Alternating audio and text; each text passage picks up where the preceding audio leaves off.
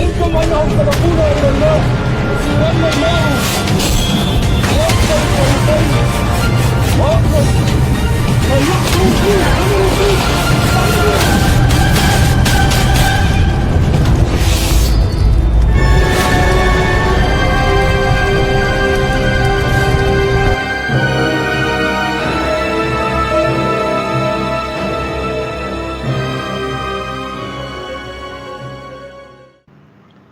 Katakanlah, sudahkah kalian menerima janji dari Allah sehingga Allah tidak akan mengingkari janjinya, bahkan kalian mengatakan tentang Allah sesuatu yang tidak kalian ketahui?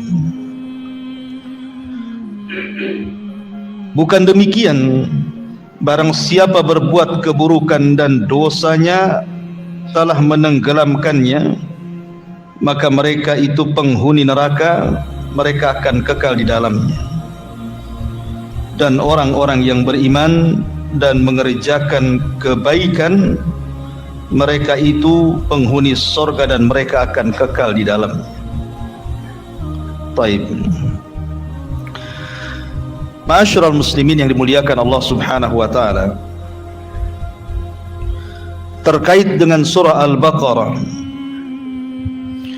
ayat 80 ini ada kisah menarik tentang asbab nuzulnya.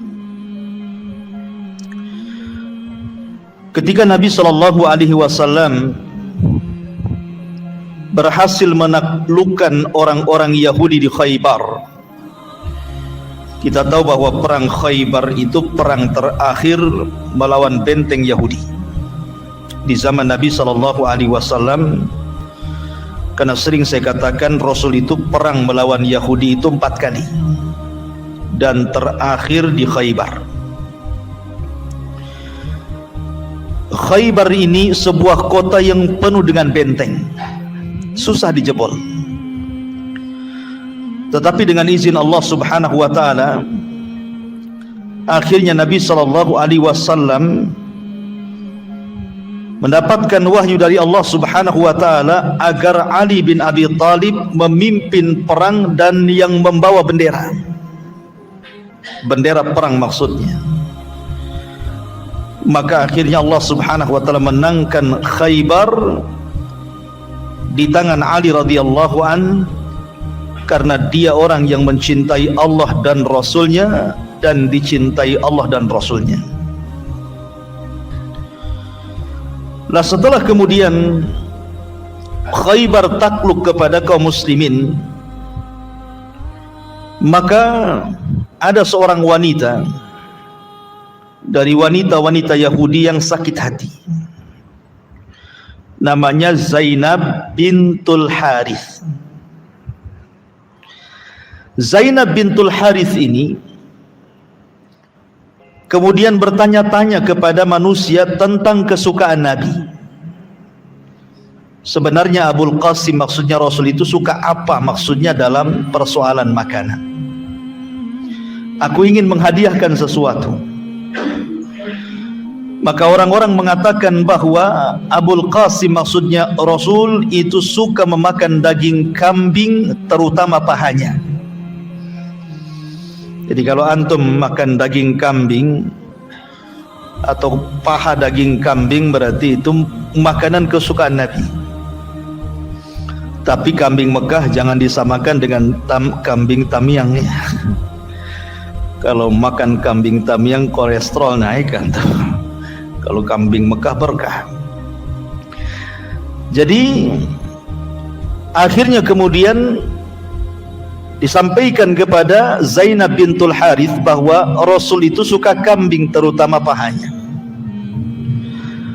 Maka akhirnya kemudian dia pun segera mencari kambing, kemudian memasak kambing dan menyediakan satu paha kambing khusus untuk Nabi SAW.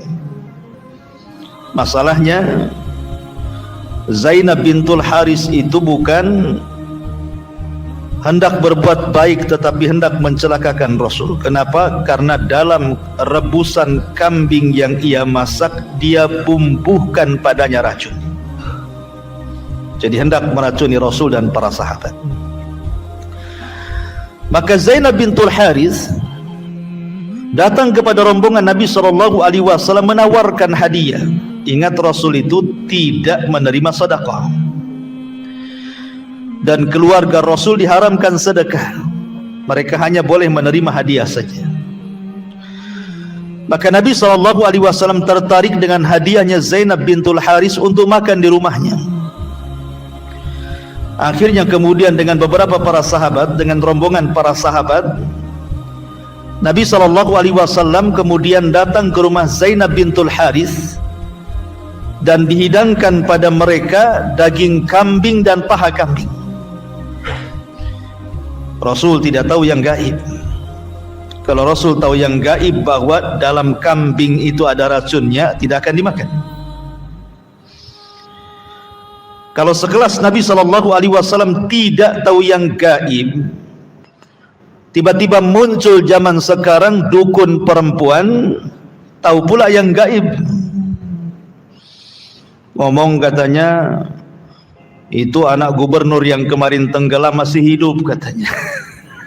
Rupanya sudah meninggal. Berarti meleset itu ya ramalannya.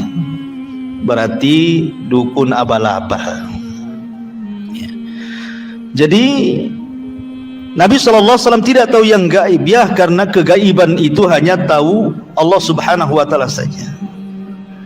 Dan Allah memberikan tahu kegaiban itu kepada orang-orang tertentu dari Rasulnya. Jadi ketika Nabi SAW mulai memakan dan sebagian para sahabatnya, tiba-tiba kemudian Allah Subhanahu wa Ta'ala mewahyukan kepadanya lewat daging yang dimakan.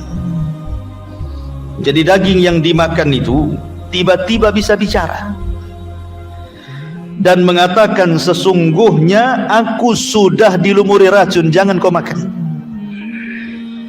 Maka Rasul pun langsung melepehkan apa yang dimakannya. Masalahnya racun sudah masuk ke perutnya. Termasuk ada seorang sahabat yang sama kondisinya, racunnya sudah masuk, namanya Bishr ibn Barah radhiyallahu an. Itu sama-sama sudah memakan. Bishr bin Barah ini sama dengan Rasul, sama-sama makan dan sudah termakan racunnya. Tapi sahabat yang lain belum. Rasul SAW keburu memberitahu sahabat yang lain agar jangan memakan, karena dalam rebusan daging itu ada racunnya. Lah Bishr ini, Ibn Bara ini, karena dia sudah makan racun, rupanya racunnya menjalar. Setahun setelah peristiwa itu dia meninggal, gara-gara makan racunnya Zainab bintul Harith ini. Berbeda dengan Nabi SAW, Nabi ini dijaga oleh Allah. Pengaruh racunnya itu ada, akan tetapi tidak separah Bishr ibn Bara yang mengakibatkan setahun setelahnya meninggal. Karena Nabi SAW sempat membekam dirinya untuk mengeluarkan racun, tetapi bekas racunnya masih ada walaupun sedikit. Dan itu nanti akan menjadi sebab kematian Nabi SAW. Ma'asyiral muslimin yang dimuliakan Allah Subhanahu wa Ta'ala, ketika Nabi SAW tahu bahwa dia sedang diracun, maka Nabi SAW mengumpulkan para pembesar Yahudi. Jangan-jangan ini sebuah ide daripada pembesar Yahudi. Kemudian mereka hendak meracuni Nabi SAW bekerja sama dengan wanita yang bernama Zainab bintul Harith. Nabi mengumpulkan orang-orang Yahudi, pembesar-pembesarnya. Kemudian Nabi SAW bertanya kepada mereka. Kata Nabi SAW, inni sa'ilukum an syai'in fahal antum sadiqi anhu. Kata Nabi SAW, aku ingin bertanya kepada kalian, apa kalian mau jujur dengan jawaban yang kalian akan jawab untukku? Qalu, maka orang-orang Yahudi mengatakan, na'am ya Abul Qasim, tentu wahai Abul Qasim, tentu wahai Rasul, kami siap jujur apapun yang engkau akan tanyakan kepada kami. Maka Nabi SAW mengatakan kepada mereka, man abukum, man abukum, siapa bapak kalian, moyang kalian siapa. Ingat, orang Arab itu berbangga dengan nasab. Orang Arab itu sangat berbangga dengan nasab, termasuk orang-orang Yahudi. Mereka sangat berbangga dengan nasab. Faqala lahum, faqalu, maka mereka mengatakan, abuna fulan ibn fulan, fulan ibn fulan, bapa dan moyang kami fulan ibn fulan, fulan ibn fulan. Kata Nabi SAW, kadzabtum, bal abukum fulan, kalian dusta, bapak kalian bukan itu tetapi ini. Kalian menyebut bapak kalian yang pemberani, padahal itu bukan bapak kalian. Bapak kalian itu pengecut. Berarti di sini orang Yahudi berdusta. Kemudian orang Yahudi mengatakan, shadaqta wa bararta, engkau benar wahai Muhammad. Mereka nggak bisa dusta di hadapan Nabi. Kemudian Nabi SAW bertanya lagi, hal antum sadiki an syai'in idza sa'altukum anhu. Sekarang aku akan tanya lagi kepada kalian, apakah kalian mau jujur dengan jawaban yang akan aku tanyakan kepada kalian? Qalu na'am ya Abul Qasim, tentu wahai Abul Qasim, tanya saja. Maka kemudian Rasul SAW mengatakan, man ahlun nar. Di sini syahidnya yang berkaitan dengan ayat. Man ahlun nar, siapakah yang akan menjadi penduduk neraka menurut kitab kalian Taurat? Siapa? Siapa yang akan menjadi penduduk neraka menurut kitab kalian Taurat? Maka faqalu, mereka mengatakan, nakunu fiha yasiran thumma takhlufuna fiha.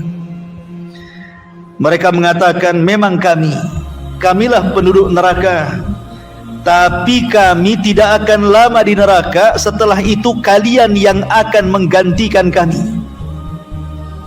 Kami memang penduduk neraka, tapi beberapa hari saja, selepas itu kalian yang akan menggantikannya, katanya. Makanya Allah Subhanahu wa taala turunkan ayat, wa qalu lan tamassana nar illa ayyaman ma'dudah. Mereka berkata, kami tidak akan masuk neraka kecuali hanya beberapa hari saja. Dalam riwayat mereka mengatakan, kami tidak akan masuk neraka kecuali 7 hari saja. Dalam riwayat mereka mengatakan, kami tidak akan masuk neraka kecuali 40 hari saja. Itu pun sebagai bentuk hukuman karena kami ketika ditinggal Nabi Musa 40 malam 40 hari, kami menyembah, bapak moyang kami menyembah patung anak sapi yang dibentuk samiri. Selepas itu setelah 40 hari kami di neraka, kalian gantinya. Maka Rasul emosi dan mengatakan, wallahi la nakhlifukum fiha abada. Kata Rasul, demi Allah, kami tidak mungkin menggantikan kalian di neraka selamanya. Bahkan kalian akan terus selamanya di neraka. Kemudian Nabi SAW baru bicara soal racun. Kata Nabi SAW, hal antum sadiki an syai'in idza sa'altukum. Maukah jujur kalian kalau seandainya aku tanyakan kepada kalian sesuatu? Qalu na'am ya Abul Qasim. Mereka mengatakan, tentu wahai Abul Qasim. Kemudian Rasul mengatakan, hal ja'altum fi hadhihi syati summan. Apakah kalian meletakkan racun di makanan kambing yang kalian berikan kepada kami? Mereka mengatakan, qalu na'am, ya benar. Untuk ini dia jujur dia. Yang dua dusta dia kan. Yang ini pula dia jujur. Ya, memang kami meletakkan racun, katanya. Kata Nabi SAW, wa ma hamalakum ala dhalik. Kenapa kalian berani-berani yang meletakkan racun di makanan itu? Mereka mengatakan, aradna in kunta kadziban, an nastariha minka wa in kunta nabiyyan lam yadhurrak. Kalau engkau memang seorang pendusta wahai Muhammad, engkau seorang raja pendusta wahai Muhammad, kalau engkau makan racun kemudian mati, selamat kami. Tetapi kalau memang kau seorang nabi, racun yang kau makan tidak akan memudaratkan kamu. Maka Nabi SAW kemudian membiarkan orang yang meletakkan racun itu sampai kepada tahun depannya. Ketika Bishr ibn Bara meninggal, maka Nabi SAW membuat kisos dengan wanita yang bernama Zainab bintul Haris. Akhirnya wanita itu dibunuh, bukan karena meracuni Nabi, tapi karena sahabat yang makan racun mati, maka sebagai kisosnya dibunuh. Walaupun ada sebagian riwayat yang mengatakan wanita ini masuk Islam, Zainab bintul Haris yang sudah meracuni Nabi SAW. Ada juga yang mengatakan dia dikisos setelah setahun setelahnya, karena kematian Bishr ibn Bara disebabkan racun yang ia letakkan di daging kambing itu. Ma'asyiral muslimin yang dimuliakan Allah Subhanahu wa taala. Dari sini banyak polemik. Apakah Nabi SAW mati karena diracun? Pertanyaannya, apakah Nabi SAW mati karena diracun? Karena ada orang yang mengingkari kalau memang Nabi SAW diracun kemudian dia mati dan sebab kematiannya diracun, berarti betullah ucapan Yahudi itu, kalau engkau seorang pendusta kau akan mati, selamatlah kami. Dan itu ya, kalau engkau seorang nabi kenapa kemudian memudaratkan kamu? Apalagi kemudian Allah Subhanahu wa taala berfirman, wallahu ya'simuka minan nas, dan Allah akan menjagamu dari api dari manusia. Artinya Rasul itu maksum. Maka kita katakan berdasarkan hadis menjelang kematian Nabi SAW dikisahkan oleh Aisyah Ummul Mukminin radhiyallahu anha, menceritakan tentang kisah sebab kematian Nabi. Ketika Nabi SAW demam dengan demam yang sangat tinggi dan sakit di kepala luar biasa. Kemudian dia mengatakan, ya Aisyah, ma azalu ajidu athara sum. Wahai Aisyah, sesungguhnya bekas-bekas racun di Khaybar itu masih kurasakan hari ini. Bekas-bekas racun yang diberikan oleh wanita Zainab bintul Haris di perang Khaybar itu masih kurasakan. Jadi ini perkataan Nabi sendiri. Makanya ketika Lajnah Daimah yang ketika itu dikepalai oleh Syekh Abdul Aziz ibn Abdullah ibn Baz atau Ibn Baz, kemudian Syekh Abdul Aziz Al-Syekh, kemudian juga Syekh Abdullah ibn Hudian dan Syekh Saleh Al-Fauzan serta Syekh Bakar Abu Zaid. Ditanya Lajnah Daimah ini persoalan, apakah Nabi SAW itu sebab kematiannya adalah racun yang diberikan Zainab bintul Haris di perang Khaybar? Maka masyaikh dalam kumpulan Lajnah Daimah ini mengatakan, sabata inda ahlil ilmi bi ayyamin Nabi SAW wa ahwalihi wa siyarihi annahu akala min syatin masmumatin limra'atin min yahudi Khaybar. Thumma nataqat adh-dhira wa akhbaratin Nabiy sallallahu alaihi wasallam bi annaha masmumah famtana'a minal istimrar fi aqliha. Walamma kana fil marad alladhi mata fihi kana yaqulu alaihi salatu wassalam, ya Aisyah, ma azalu ajidu alama at-ta'am alladhi akaltu fil Khaybar. Kata mereka para ulama ini telah tertetapkan menurut ahlul ilmi, para ulama, kalau kita melihat sejarah Nabi SAW, baik hari-hari Rasul, kondisi Rasul, kehidupan Rasul dicatat. dengan sahih bahwa Nabi SAW pernah memakan kambing yang dilumuri racun oleh seorang wanita Yahudi Khaybar. Tiba-tiba kemudian daging itu bisa bicara, menghabarkan kepada Rasul bahwa diletakkan racun padanya. Maka Rasul pun tidak melanjutkan makan. Maka ketika Nabi SAW dalam kondisi sakit parah yang dengannya sebab kematiannya, maka Rasul mengatakan kepada Aisyah radhiyallahu anha, wahai Aisyah, sungguh bekas racun dari makanan dari wanita yang aku makan di Khaybar itu masih ada pengaruhnya kepada badanku. Hadis ini keluarkan Imam Bukhari. Dari sini kita katakan bahwa Nabi SAW memang meninggal, salah satu sebabnya adalah karena pengaruh racunnya Zainab bintul Harith. Adapun sebab yang lainnya tentu ya sudah waktunya meninggal gitu ya. Memang sudah qada dan qadar Allah.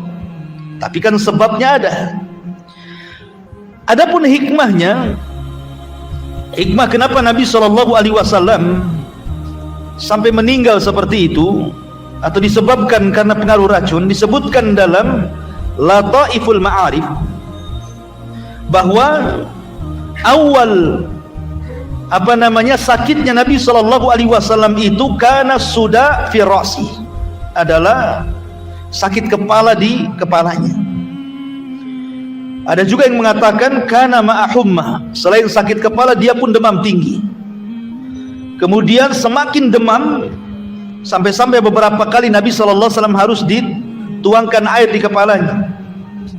Kemudian Nabi SAW mengatakan kepada Aisyah radhiyallahu anha bahwa pengaruh racun dari wanita Khaybar itu masih ada.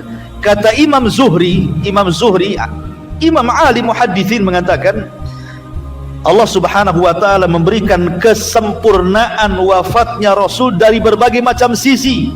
Salah satunya Nabi dipilihkan Allah kematiannya dengan cara mati syahid. Ya, Nabi SAW itu meninggal mati syahid. Kenapa? Karena pengaruh racun yang diletakkan orang Yahudi. Sama dengan Umar.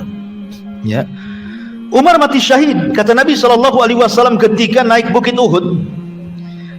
Kemudian kata Nabi SAW ketika ada lini, gunung Uhud itu kayak ada lini gitu ya, ada gempa sedikit.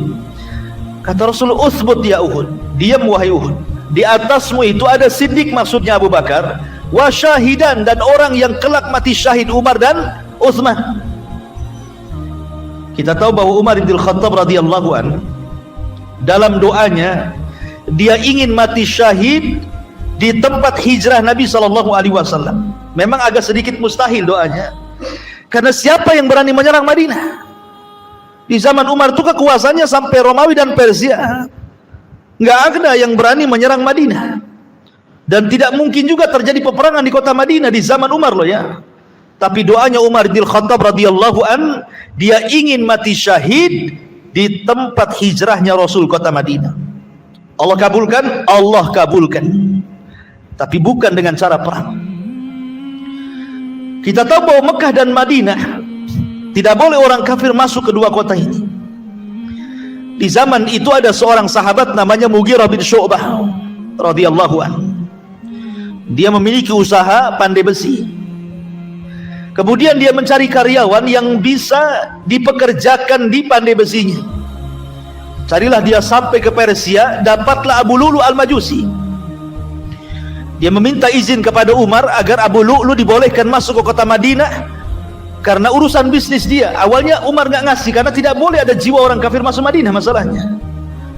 Tetapi Abu Lu'lu' ini Mughirah itu terus mendesak Umar karena Umar juga segan, dia sahabat Rasul. Akhirnya mengizinkan Abu Lu'lu' untuk masuk ke kota Madinah dan menjadi karyawan Mughirah bin Syu'bah untuk membuat senjata di pandai besinya.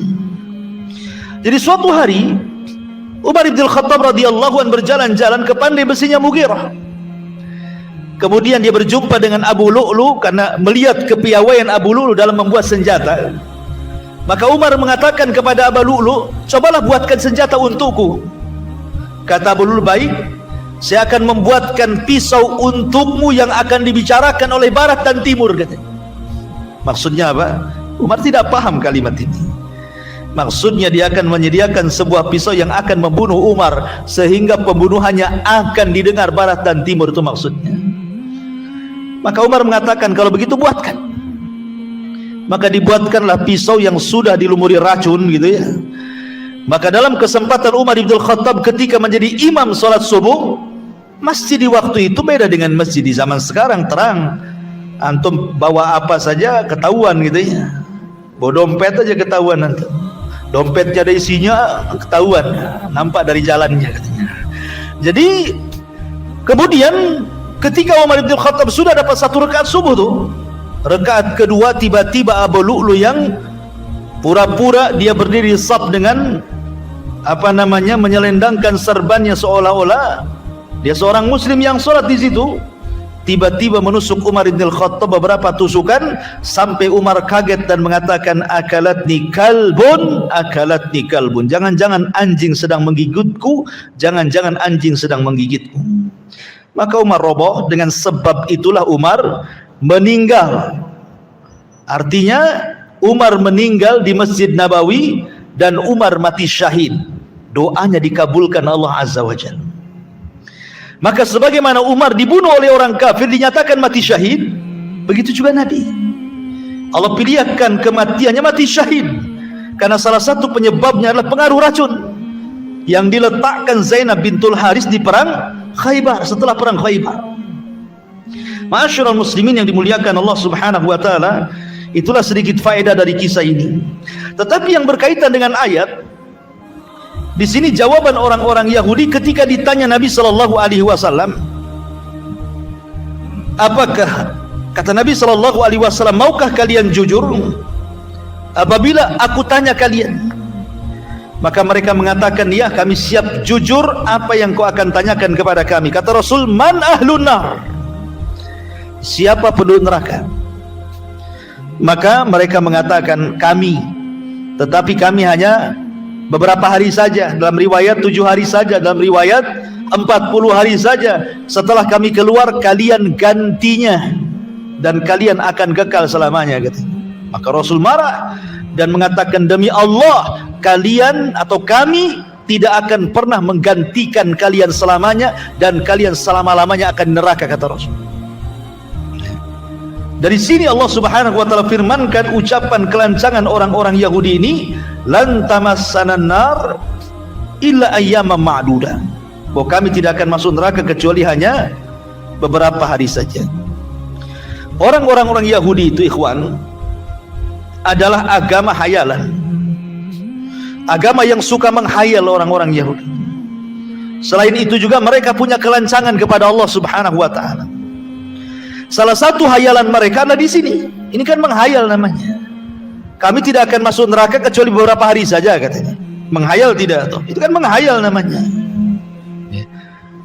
Kemudian mereka mengatakan, lan nadkhulal jannah illa man kana hudan aw nasara. Tidak akan masuk surga kecuali orang yang beragama Yahudi ataupun Nasrani, katanya. Ini kan menghayal namanya. Ya, makanya Allah mengatakan, wa minhum ummiyuna la ya'lamunal kitaba illa amani. Mereka tukang menghayal. Illa amani, kecuali hayal-hayalan saja. Atau mereka mengatakan, nahnu abna'ullah wa ahibba. Dalam Al-Quran dijelaskan, mereka mengklaim bahwa mereka itu anak-anak Allah dan orang-orang yang dicintai Allah. Allah bantah dengan kata-kata, kul falimanu adzibukum bidunubikum. Loh, kalau kalian memang orang-orang yang dicintai Allah, kalian anak-anak Allah, kenapa kalian diazab oleh Allah? Lihat kisah Ashabus Sabti. Diazab oleh Allah Subhanahu wa taala menjadi kera-kera yang dihinakan. Bahkan sebagiannya menjadi babi-babi yang dihinakan, hidup 3 hari kemudian mati. Ya. Lihat orang-orang Bani Israel yang ribuan di zaman Nabi Samuel, di mana mereka ditimpakan taun sehingga ribuan jiwa meninggal. Dan ingat, taun bagi Bani Israel azab, tapi taun bagi umat Islam itu rahmat. Orang yang meninggal karena taun mati syahid dalam Islam. Tapi orang-orang dulu kalau terkena taun jadi azab. Kalau memang kalian anak-anak Allah, orang-orang yang dicintai Allah, kenapa Allah adab kalian, gitu maksudnya. Kenapa Allah adab kalian? Kalian terkena taun, kemudian kalian juga diadab oleh Allah di bumi linglung, tidak bisa keluar 40 tahun di situ, dan macam-macam. Jadi angan-angan saja. Termasuk juga mereka mengatakan tidak akan masuk surga kecuali yang beragama Yahudi atau Nasrani. Termasuk juga ucapannya di sini, lan tamassana nar illa ayyamam ma'duda. Ini agama angan-angan namanya. Makanya Allah Subhanahu wa taala bantah di sini setelah mereka mengatakan lan tamassana nar illa ayyaman ma'duda, kami tidak akan masuk neraka kecuali beberapa hari yang sudah ditentukan. Kul, katakan ya Muhammad kepada mereka yang mengatakan seperti itu, attakhadtum indallah. Attakhadtum itu asalnya a'attakhadtum, apakah kalian, gitu, apakah kalian sudah mengambil perjanjian dengan Allah bahwa Allah Subhanahu wa taala tidak akan memasukkan ke dalam neraka kecuali beberapa hari saja? Falan yukhlifallahu ahda. Allah tidak pernah mengingkari janjinya. Am taquluna 'alallahi ma la ta'lamun. Am di sini maknanya bal, bahkan kalian sudah mengatakan tentang Allah dengan tanpa ilmu. Itu kan angan-angan kalian saja mengatakan seperti itu. Akan tetapi Allah mengatakan dan menjelaskan siapa yang berhak masuk neraka dan siapa yang berhak masuk surga, siapa yang dikekalkan di neraka, siapa yang dikekalkan di surga. Kata Allah, bala man kasaba sayyi'atan wa ahatat bihi khati'atuhu fa ulaika ashabun nar hum fiha khalidun walladzina amanu wa amilus salihati ulaika ashabul jannah hum fiha khalidun. Maka Allah mengatakan, dan orang-orang demikianlah barang siapa yang berbuat keburukan, mangkasaba sayyi'atan, barang siapa yang berbuat keburukan, wa ahatat bihi khati'atuhu, dan juga dosanya telah menenggelamkannya, fa ulaika ashabun nar hum fiha khalidun, maka mereka adalah penduduk neraka dan mereka akan dikekalkan di dalamnya. Walladzina amanu, berbeda dengan orang-orang yang beriman di antara kalian, wa amilus sholihat, ataupun berbeda dengan orang-orang yang beramal saleh di antara kalian, ulaika ashabul jannah, merekalah orang-orang yang akan masuk surga dan mereka kekal di dalamnya. Di sini ada kaidah al jazaa'u min jinsil amal, bahwa balasan itu ditentukan dengan amal. Ya. Tidak bisa mengklaim bahwa ini kan pengklaiman namanya ya, bahwa kami tidak akan masuk neraka kecuali beberapa hari saja. Kalau memang betul, mana buktinya? Begitu seolah-olah seperti itu. Maka di sini ada kaidah, siapapun yang mendakwah di atas kebenaran, di atas manhaj yang hak, di atas akidah yang lurus, jangan mengaku-ngaku saja, buktikan. Buktikan kalau anda berada di atas akidah yang lurus. Buktikan dengan Al-Quran dan Sunnah. Buktikan kalau anda itu berada di atas manhaj yang hak. Buktikan dengan Al-Quran dan Sunnah dan pemahaman salafun saleh. Jangan ngaku-ngaku saja. Ngaku-ngaku saja ahli sunnah wal jamaah, ternyata bukan ahli sunnah wal jamaah. Ternyata teroris kan gitu ya. Ternyata khawarij. Ternyata orang-orang yang memusuhi sunnah Nabi SAW. Ternyata orang yang punya pemahaman yang tidak masuk di akal, khurafat, berhayal. Ya, kan ada orang yang punya pemahaman suka menghayal-hayal itu. Suka menghayal. Sampai ada memfatwakan bahwa seseorang itu boleh menikahi 50 wanita di akhir zaman, katanya. Karena Nabi SAW mengatakan salah satu tanda-tanda kiamat adalah nanti di akhir zaman ar-rajulul wahid, apa namanya, khamsuna imra'atan al-qayyimul wahid. Jadi 50 wanita itu akan mengikuti satu orang laki-laki, menghayal orang ini dan mengatakan, lihat, Nabi membolehkan menikah di akhir zaman satu laki-laki, istrinya 50 katanya. Kan enak. Pendalilannya dari mana? Alasannya Al-Qayyim ini sama dengan kalimat ar-rijalu qawwamuna 'alan nisa katanya. Ini kan qawamun, di sini qayyim, apa bedanya katanya? Ya bedanya Anda tidak paham dengan hadis ini. Ya. Kalimat Al-Qayyim itu dijelaskan para ulama bahwa di akhir zaman itu akan banyak peperangan, sehingga laki-laki banyak terbunuh, kemudian banyak wanita, sehingga terkadang satu keluarga seorang laki-laki harus mengurus banyak perempuan, istrinya, anaknya, saudarinya, bibinya. Itu maksudnya. Bukan satu laki-laki menikah dengan 50 wanita. 50 wanita, satu saja geger. 50 pula bisa digantung rame-rame tuh. Ya. Masyarul muslimin yang dimuliakan, kan ada tuh orang yang punya pemahaman menghayal kayak gini. Menghayal ke dunia ruh. Ya. Bicara tentang ruh. Ruh itu sudah jelas, yas'alunaka 'anir ruh. Qul ruhu min amri rabbi. Mereka bertanya-tanya soal roh. Roh itu urusan Rabbmu. Wa ma utitu minal ilmi illa qalila. Artinya bahwa persoalan ruh itu urusan Allah. Kenapa pula dikorek-korek ada nama ruh? Ada nama ruh, ikhwan. Masyarul muslimin yang dimuliakan Allah Subhanahu wa taala. Sampai ada pemahaman bahwa ada pendaftaran khusus kalau Anda ingin masuk pada sebuah ajaran, itu panitianya Nabi Khidir, dan Nabi Khidir ini sudah koordinasi dengan Nabi katanya di hotel lantai 3. Tinggi kali hayalannya. Nabi Khidir itu pendapat yang kuat sudah mati. Kalaupun dia hidup, oke lah, kata para ulama, lau faradna, bahasa kita, kalau kita iyahkan saja Nabi Khidir itu hidup, kita iyahkan saja, sudah, kita tidak mengambil pendapat yang mati. Kita katakan kita mengambil pendapat yang hiduplah Nabi Khidir itu. Kenapa Nabi Khidir tidak membantu nabi-nabi seperjuangannya? Ketika Nabi Yahya dipenggal lehernya, kemana dia? Ketika Nabi Zakaria digergaji, kemana dia? Ketika Nabi Isa dikepung oleh tentara Romawi, kemana dia? Ketika di zaman Nabi SAW, oke lah, di zaman Nabi SAW, Rasul ke Taif dilempari batu, di mana dia? Kenapa Rasul harus menghadapi sendiri?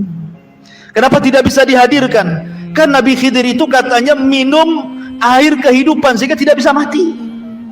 Kalau dia bisa menolong dan tidak bisa mati, kan memungkinkan begitu. Kenapa di saat kesulitan Nabi SAW tidak ada, sementara ketika kemudian di zaman sekarang ada orang bisa memanggil Nabi Khidir, bisa dijadikan panitia, ketemu di lantai 3 dan sudah koordinasi dengan Nabi SAW. Ini hayalan tingkat tinggi, ikhwan.